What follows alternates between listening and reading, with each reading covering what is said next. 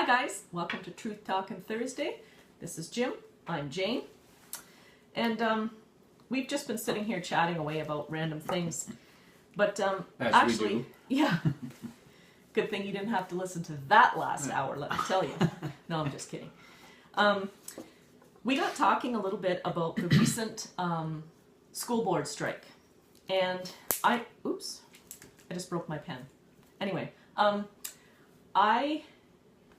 for me personally, I feel like I don't have a real strong opinion one way or another, and the reason why, pardon me, is because I think that I don't have all of the information. I have a really good friend of mine that is a school teacher, and she was not, like, she was very upset about the strike, and she explained just a very few things to me from the teacher's perspective, and I guess I got kind of confused as to I guess what the issues were. Bottom line, my understanding was that the teachers were working without a contract for the past 3 years, and Jim and I were just talking, and for me, I guess I was thinking, would it not be mutually beneficial for both sides to have a contract? As far as for me assessing blame to one side or the other, I don't feel like I do blame. I feel like, bottom line, it's the kids who end up suffering, and you can't really blame one side or the other. I mean, the board, as the employers, hire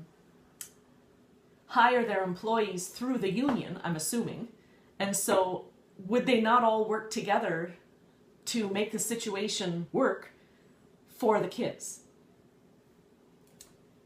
Yes? You would think. So how hard is that? I mean, to me, I just like to go and knock somebody's head together. But I'm assuming that is not the answer, because violence is never the answer. No. And that wouldn't serve any purpose. No. I mean, there's so many different aspects to this. Can I ask you a question? Yeah. What is the purpose of a union? A union is to have a unified voice. So unions are there basically to speak for the workers as a group, and there's strength in numbers. Well, what I don't understand then, in this, coming back to this teacher thing, so there were part-time teachers that were allowed to work while the full-time teachers weren't.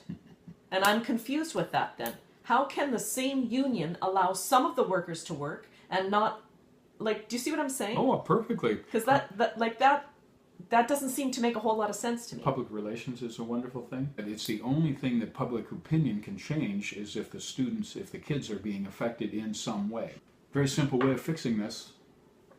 Very simple. Contract is up June 30th. You, as the employer, or the board, and the union, you get together and you've got the summer. You've got 90 days. Mm-hmm. You can't put together a contract in 90 days. What are you, stupid? Well, this is what I don't understand. Well, they can. If that's the union's job, why are they not doing it? But it's also the employer's job to have a contract. This isn't just a one thing. I understand. And it's up to the teachers to make sure that the unions hear their plea and say, listen, so you've got 90 days. So the legislation goes in, and I would do this with legislation, and I'm sorry, but I'm not taking away union rights here, and I'm not advocating that. I'm saying you've got 90 days to get together, be serious about it. I've sat on negotiating committees for big unions. Those guys know exactly how much money they're going to settle for when they first sit down. They know exactly how much it's going to cost them. They know exactly how much they're going to spend. And the unions will know exactly how much they'll take and settle for. So, you got 90... then why all the dumb politics? That's the question that's been asked a long time. And it's power, it's control. It's we're bigger and better than you are. It really gets personal after a while. There's a whole bunch of reasons. We can't afford it. Oh, bull roar, you can't afford it. My goodness gracious, you know exactly how much you can spend and how much you can't spend. So there's no trust in negotiation. That's the one big thing. There's no trust in negotiation. So you have 90 days, and what you do is you bring to the table the best offer you can come up with. So the union guys come to the board and they say, this is what we're prepared to settle for. It takes a lot of trust because that guy's putting out his thing first, and the other guys go, oh yeah, wow, we didn't, you know. So the union comes and says, we're going to settle for X number of dollars. We will settle for an increase of 2.5% per year for 3 years. That's like a 7% increase, right, over the life of the contract. The employer says, we can afford to give them X number. If they want a 3-year contract or if they want a 2-year contract, we can afford to give them this much.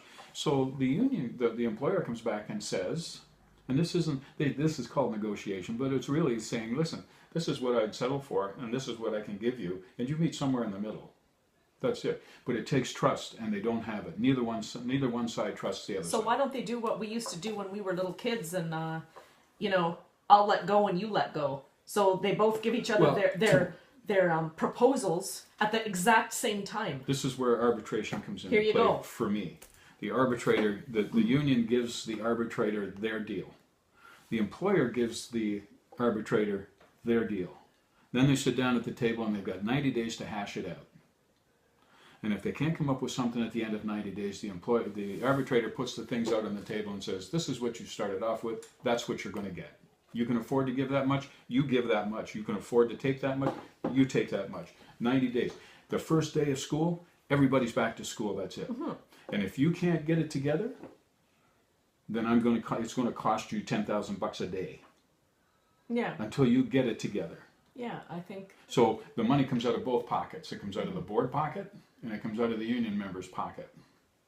I guarantee you that they would have a settlement begrudgingly on the table at the end of that 90 days. That makes You sense. got 90 days. That's a long time. That's It is a 3 long time. months to negotiate a contract. You know the contract's coming up. You know Yes. negotiations. They meet for over a cup of coffee and a donut. They call that the first opening salvo of negotiations. Well, we'll see you next month about the same time. No. You see me next week. You see me tomorrow. You come back with an... Yeah. You come back with another proposal. Yeah. You're going to drag this out for... And they're right. They haven't had a contract in 2.5 years or something like that, which is just ridiculous. Well, and I understand that. Like I can see that side of the point. I mean, but that's what I meant when we first started recording here, was that I don't feel like I have all of the details. Like I only heard from the teacher's side. There were those videos that were posted on Facebook where the woman fell down, and this was arguing loudly with this parent that was recording, and the child was in the car, and I mean, to me, that's just ridiculous. That's childish on both counts. Sure, it's posturing. Like, come on, let's just stop. It's public relations. You knew this strike was coming for parents. Make your arrangements and do what you got to do. I mean, I honestly, I feel like, and the teacher, I mean, I heard several different stories. I don't know what the truth was. I'm not there. I don't know these people. Like, I don't have anything against anybody in the situation. No. I'm sorry for the situation, the way it went down, for sure. But I just think it's childish and ridiculous. That's the way I view it. I agree with you. And 110%. I feel like there is no examples shown to the children.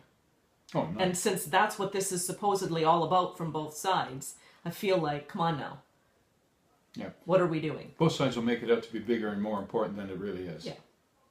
If you really want a settlement here, if you really want to work in the kids' interest, take your 90 days, spend it wisely, because at the first part of the September month, those kids are going back to school. They're not going to suffer because you two guys can't get it together. I think that's a great idea. So you heard it here first. Jim's got the answer for this. There you go. As always. Anyway, yeah. I wish that were true. I know, but it's, you know what? In our simplistic little world here, It works. we just solved a huge dilemma. It works. And you know what? I think we rock. So there you go. And so do I. Thank you, Jane. On that note, everybody have an awesome week. Have a lovely day. And we will see you next week.